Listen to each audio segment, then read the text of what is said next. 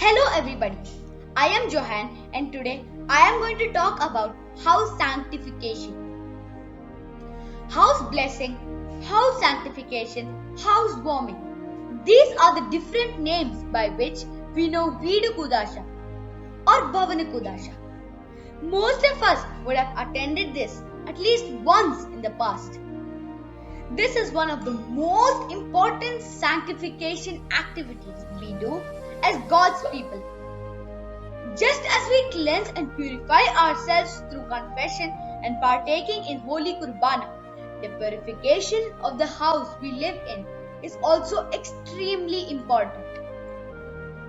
We should plan for this and call the Achin to conduct this Kudasha at our home at least once a year. Biblical basis of house sanctification. The practice of house sanctification is based on Jesus' visit to Zacchaeus' home. Just as Jesus visited Zacchaeus' home and gave heavenly life to his house, we invite Achin to bless our house and transform it into a house of God. Zacchaeus was a changed man after Jesus visited his house. In the same way, we should also become changed people after the house blessing. In other words, house sanctification is not just the sanctification of the house, but also sanctification of the people living in the house. House sanctification is mostly done after Kemta, that is Easter, and before Pentecost. However, this doesn't mean that house sanctification cannot be performed on other days, but that it is most appropriate for it to be performed during these days.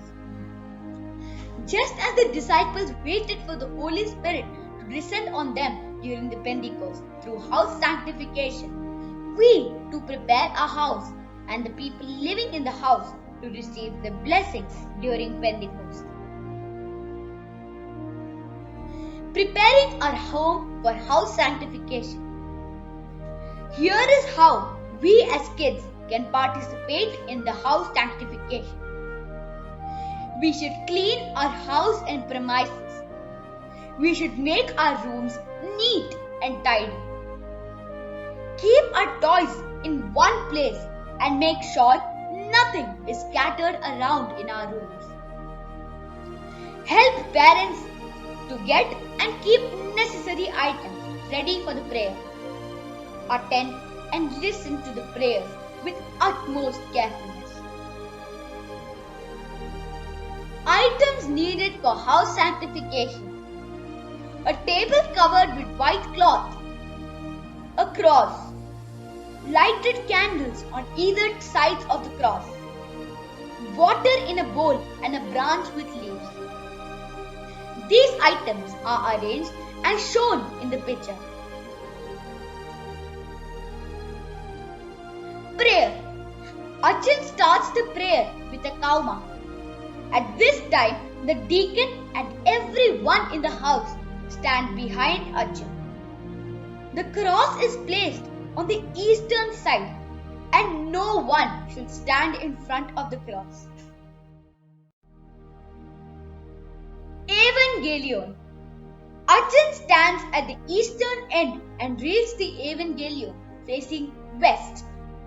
During this part of the service, we as kids can help by holding the candles at both the sides when Achin reads the Evangelion.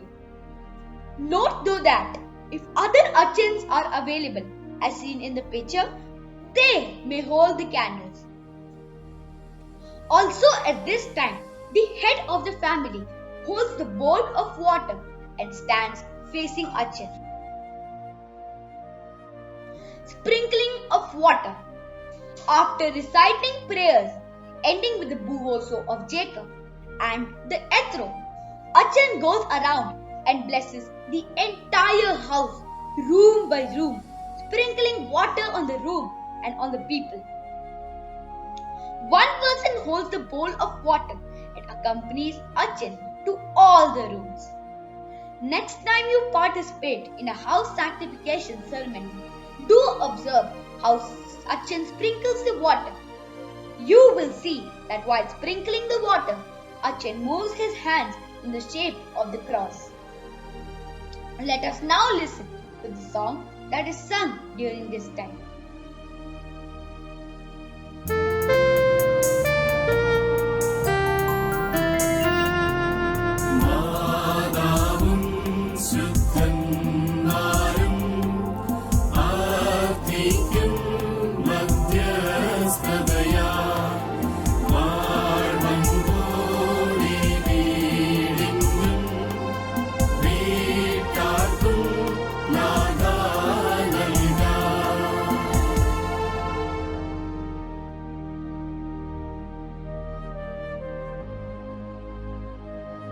The drawing of the sign of the cross. After the sprinkling of water, Achan draws the sign of the cross on the door frames using his thumb. This is first done on the main door and then on all the other doors of the house. For a new house, the sign of the cross is drawn on all the door frames in the house. At other times, it may be done only for the outside facing doors, particularly for a big house. The sign of the cross may be drawn using the water in the bowl or using a paste of sandalwood. It is first drawn on the top of the frame, then on the left, and finally on the right, mentioning the name of the Father, the Son, and the Holy Spirit, respectively. The blessing is thus done in the name of the Holy Trinity. Biblical basis. While the Israelites were slaves in Egypt, God sent 10 plagues on the Egyptians as a punishment for the disobedience of the Pharaoh.